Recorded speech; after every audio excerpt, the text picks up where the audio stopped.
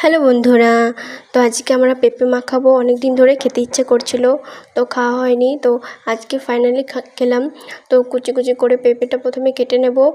তো ছোটো ছোটো করে কাটলে তাহলে মাখাটা ভালো হয়, টেস্টি হয়। তো আরেকটা কেটে নিচ্ছি কুচি কুচি করে। তো কাটা হয়ে গেছে। তো আগে থেকে তেঁতুলটা জল দিয়ে মিক্সড করে রেখেছিলাম, আর সাথে চিনিও রেখে দিয়েছিলাম যাতে গলে যায় তাড়াতাড়ি। তো সেটা হয়ে গেছে। তো এটা এখন দিয়ে দেবো পুরোটুক। তেঁতুল দেখলে তো লোভ আসে বন্ধুরা।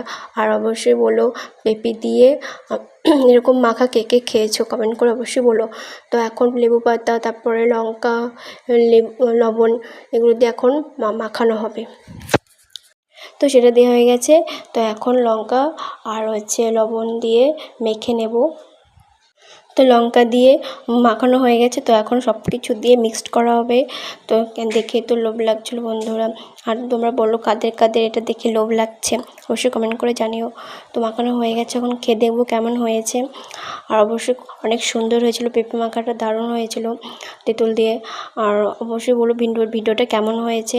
আর যদি ভালো লাগে অবশ্যই শেয়ার করো, আর কমেন্ট করো, আর লাইক করো।